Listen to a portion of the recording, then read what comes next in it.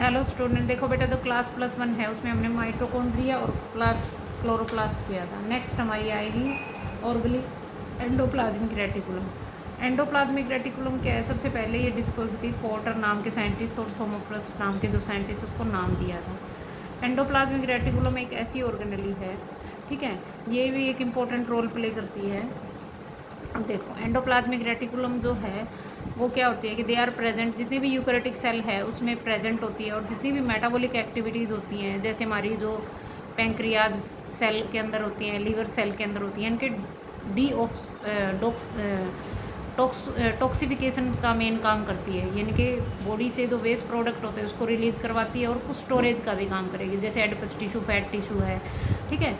और ये जो अपसेंट की अगर हम बात करें तो एग सेल हो गया, एम्ब्रियोनिक सेल हो गया, उनके अंदर क्या होती है? अपसेंट होती है। अगर हम इसके स्ट्रक्चर की बात करें तो एंडोप्लाज्मिक रेटिकुलम जो होता है वो एक नेटवर्क होता है, ठीक है। जैसे ये दिखा रखा है एंडोप्लाज्मिक, 3 मेन चीज़ों से मिलकर बना होता है, क्रिस्टे, ट्यूब्यूल और वेसल, ठीक है। तो फिल्ट्रेटेड विद मैट्रिक्स से मिलके बनी होती है, और 3 टाइप के होते हैं, क्रिस्टे, वेसल और ट्यूब्यूल। जो क्रिस्टे होते हैं वो क्या होते हैं? लॉन्ग होते हैं, जैसे ये दिख रहा है, और flat ending sac like structure, 40 से 50 सेंटीमीटर इनका डायमीटर होता है, और एक दूसरे के ऊपर ये पैरेलल अरेंज होती हैं। और इनके ऊपर ये जो दाने दाने आपको नजर आ रहे हैं, इनको राइबोसोम बोलते हैं। ये इनके राइबोसोम जो होती हैं वो प्रोटीन बनाने में हेल्प करेंगे यहाँ पे, ठीक है।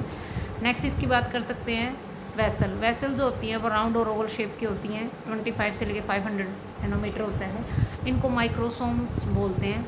और जो ट्यूब्यूल होते हैं वो ट्यूब लाइक स्ट्रक्चर और इनरेगुलर और ब्रांचेज होते हैं, ठीक है, along cristae with the vessels, इसका डायमीटर इतना होता है। Depend upon the nature of membranes, endoplasmic reticulum 2 तरह का होता है, एक स्मूथ एंडोप्लाज्मिक रेटिकुलम होता है, एक रफ एंडोप्लाज्मिक रेटिकुलम होता है। तो मेन इसमें जो है वो हम डिफरेंस करेंगे। जो स्मूथ एंडोप्लाज्मिक रेटिकुलम है, ठीक है, स्मूथ वो होता है जिसके अंदर राइबोसोम नहीं होते, जैसे सिंपल अटैच होएगा ना, जिसके ऊपर ये दाने दाने से नहीं लगे होते, उसको हम बोलते हैं स्मूथ एंडोप्लाज्मिक रेटिकुलम। और जरफ होता है, उसके अंदर क्या होता है? राइबोसोम होते हैं। मेनली फॉर्म्ड इन वेसल, ये वेसल और ट्यूब्यूल से मिलकर बना होता है, और ये ज़्यादातर क्रिस्टे और ट्यूब्यूल से मिलकर बना होता है।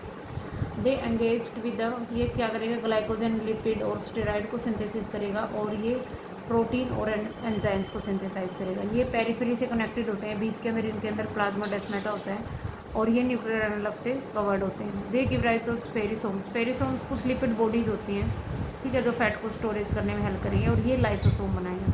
लाइसोसोम ऐसी बॉडीज़ होती हैं, इनके अंदर हाइड्रोलिटिक एंजाइम्स होते हैं, तो ये जो ओल्ड सेल होती हैं उनको डिफॉर्म करने का काम करेंगे, उनको ख़त्म करने का काम करेंगे। स्मूथ एंडोप्लाज्मिक रेटिकुलम जो होती हैं, pore synthesis in the releasing in the cytoplasm और मैट्रिक्स, और इसके अंदर कुछ पोर्स होते हैं, synthesis of polypeptides passage to the endoplasmic reticulum. इसके अंदर एक स्पेशल ये रोडोपोल्स, और they containing the attach to the provided with the ribosomes. मतलब इसके रफ एंडोप्लाज्मिक रेटिकुलम के अंदर ये 2 तरह के क्या होते हैं? The ribosome are attach to help of glycoprotein, यानी कि राइबोफोरिन 1 और राइबोफोरिन 2, जो कि रफ एंडोप्लाज्मिक मेम्ब्रेन के ऊपर प्रेजेंट होती है। इनके इनका मेन काम होता है, जो राइबोफोरिन होते हैं ये प्रोटीन सिंथेसिस करने में क्या करेंगे? हेल्प करेंगे राइबोसोम में। अब इसके फंक्शन की बात करें, कॉमन अगर फंक्शन की बात करें, और दोनों में अलग अलग फंक्शन दे रखे हैं। देखो, कॉमन फंक्शन की अगर हम बात करें तो एंडोप्लाज्मिक रेटिकुलम जो होता है, एक तो इसका जो स्केलेटन होता है, ठीक है, फ्रेमवर्क होता है, साइटोप्लाज्मिक मैट्रिक्स होता है, लार्ज सरफेस एरिया होता है, काफ़ी सारी फिजियोलॉजिकल एक्टिविटीज़ होती हैं, और इसके बीच में इंट्रासेलुलर मटेरियल होता है जो ट्रांसपोर्ट करने में हेल्प करेगा। कुछ डेस्मोटेब्यूल से एक दूसरे से कनेक्टेड होंगे, और मसल सेल में अपने को मिलेगा deep connected to the inner part endoplasmic reticulum inside in the part of one another. और मेन परिकर्सर जो होता है, ये कुछ सीक्रेटरी सेल्स और ये गोल्जी बॉडीज़ को बनाने में हेल्प करेंगे। Endoplasmic reticulum is nuclear membranes is some like mitochondria Golgi bodies, ठीक है। इसमें काफ़ी सारे एंजाइम्स अपने को मिलेंगे, एटीपीज, डीहाइड्रोनेज, फॉस्फेटेज, ठीक है। अगर हम अलग अलग की बात करते हैं तो सबसे पहले रफ एंडोप्लाज्मिक रेटिकुलम की बात करेंगे, ठीक है। रफ एंडोप्लाज्मिक रेटिकुलम में एक तो राइबोसोम अटैच होता है, तो ये प्रोटीन सिंथेसिस करने में हेल्प करता है, ठीक है। प्रोटीन सिंथेसिस करके ये चैनल बने होते हैं इंटरसेलर एक्स्ट्रा सेलर मटेरियल्स को, फिर ये क्या करेगा? They enzyme provided precursor for the lysosome और ऑल दी बॉडीज़ को बनाने में हेल्प करेंगे, ठीक है। और जो स्मूथ एंडोप्लाज्मिक रेटिकुलम में ग्लाइसोसोम होते हैं, ग्लाइकोजन मेटाबॉलिक प्रोसेस को सिंथेसिस करते हैं, ठीक है, फैट को सिंथेसिस करेंगे, ठीक है, विटामिन ए बनाएंगे, पिगमेंट रेटिनिन जो आँखों के लिए ज़रूरी होता है, टॉक्सिफिकेशंस वाली इनके लीवर सेल के अंदर हेल्प है, जो मेटाबॉलिक वेस्ट है बॉडी से उसको बाहर निकालेंगे, और इंटरस्टिशियल सेल टेस्टिज एंड ओविटोसिंथेसिस स्टेरॉइड हार्मोन बनाने में हेल्प करेंगे, और ascorbic acid give rise to the spherosome, कुछ फैट बॉडीज़ को यहाँ पे स्टोर करने में हेल्प करेंगे। नेक्स्ट आते हैं हमारी गोल्जी बॉडीज़। गोल्जी बॉडीज़ जो होती हैं, गोल्जी ऑपरेटर्स जो होती हैं वो protoplasmic Golgi bodies made up in A flat ending interconnecting cristae network tubules vessels और वैक्यूल। सबसे पहले कैमेलियंस नाम के जो साइंटिस्ट आए, इन्होंने जो नर्व सेल होते हैं ब्राउन ओवल, उसके अंदर ये सबसे पहले इन्होंने क्या किया था, देखा था, ठीक है। अब ये कहाँ पे मिलेगी अपने को, गोल्जी बॉडीज अपना प्रोकैरियोटिक पीपीएलओ बैक्टीरिया और साइनोबैक्टीरिया को छोड़ के यूकैरियोटिक के सेल के ब्रायोफाइटा, टीडोफाइटा, आरबीसी सेल, ठीक है, उनके अंदर। इसके अगर हम स्ट्रक्चर की बात करें तो गोल्जी बॉडीज़ का स्ट्रक्चर 0.5 से इसकी थिकनेस होती है, 1.3 mm लेंथ होती है, 4 चीज़ों से मिलकर बने होते हैं, क्रिस्टे, ट्यूब्यूल, वेसल और वैक्यूल्स, ठीक है। अगर हम क्रिस्टे की बात करें तो क्रिस्टे जैसे ये चीज़ जो अपने को आएंगे डेक्टोसोम्स नीचे, ये जैसे एंडोप्लाज्मिक रेटिकुलम है, इसके अंदर भी क्रिस्टे से मिलके बनी होती है, ठीक है। तो देखो इसके अंदर जो 4 सिलिकेट मेम्ब्रेन बाउंडेड सैक्यूल्स और फंजाई के अंदर बीच में इसके अंदर ल्यूमेंस है, सिंगल मेम्ब्रेन स्मूथ स्टाक्स, और इसमें 2 फॉर्म की बात कर सकते हैं, one face of operators convex and the other is concave form. Convex जो साइड होती है वो सिस फॉर्म होती है, और जो कॉनकेव होती है वो यहाँ पे ट्रांसफॉर्म होती है, ठीक है। ये मटेरियल को सिक्रेटरी मटेरियल का काम करेंगे, pinch out of the smooth, मतलब इनसे ये इस तरह से पिंच निकलेंगे तो ये स्मूथ एंडोप्लाज्मिक रेटिकुलम पहले बनाएंगे। नेक्स्ट आता है ट्यूब्यूल, शॉर्ट ब्रांचेज होते हैं, कॉम्पैक्ट पेरिफेरी पे मैच्योरिंग, ठीक है, एंड वेसल्स, और they are interconnected to the different cristae से इंटरकनेक्टेड होती है। नेक्स्ट आते हैं वेसल, 2 तरह की वेसल होती हैं, एक स्मूथ होती हैं और एक यहाँ पे कोटेड होती हैं। स्मूथ के अंदर आउटर सरफेस होता है, ठीक है, मैचिंग फॉर्मिंग,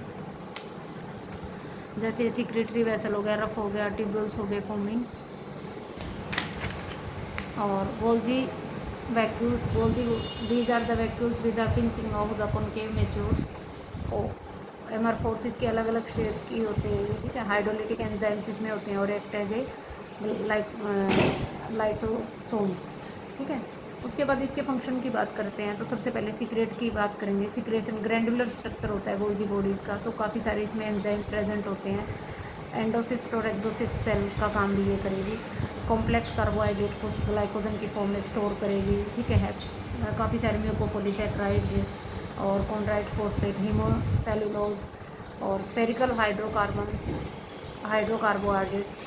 कार्बोहाइड्रेट को स्टोरेज करेगी, ठीक है। नेक्स्ट ग्लाइकोप्रोटीन, काफ़ी सारे एंडोप्लाज्मिक रेटिकुलम्स होते हैं वो प्रोटीन सिंथेसिस हेल्प करेंगे, लाइकोप्रोटीन का भी काम करेंगे, ट्रांसफॉर्मेशन ऑफ मेम्ब्रेन्स, ठीक है, वन सेल से दूसरी सेल में ये ट्रांसफॉर्मेशन का भी काम करेगी, सेल वॉल बनाएगी, ठीक है। पैक्टिन कंपाउंड से भी इसके अंदर जो मिडिल लेमिना होता है पॉलीसेक्राइड से मिलकर बना होता है। प्लाज्मोडेस्माटा बनाने में हेल्प करती है, 2 सेलों को आपस में ज्वाइन करती है, लाइसोसोम बनाने में हेल्प करेगी, ठीक है। यूनिट वेटेलाइंस, उसी जो सेल होते हैं गैब्रेटर्स होती हैं उसके ऊपर ही डिपोजिशन होते हैं। एक्रोसोम बनाती है, एक्रोसोम जो स्टोम होता है उसमें एक्रोसोमिक एंजाइम होता है जो ओवा की जो मेम्ब्रेन होती है उसको ब्रेकअप करता है और फिर फर्टिलाइजेशन प्रोसेस करता है, तो हार्मोन्स बनाने में हेल्प करती है। मैट्रिक्स का काम करेगी, डिफेंस का काम करेगी। नेमेटोसिस स्पेशल सेल होती है कुछ ऑर्गेनिज्म से हाइड्रा होता है। रूट एयर बनाने में हेल्प करती हैं। गोल्जी बॉडीज होती हैं। सिंथेसिस ऑफ पिगमेंट्स, ठीक है, चिकैम्ब्रियो के अंदर ये पिगमेंट बनाने में हेल्प करेगी। तो ये हमारा क्या आ जाएगा, 2 हमारी ऑर्गेनली होगी है, एंडोप्लाज्मिक रेटिकुलम और गोल्जी बॉडीज। Thank you.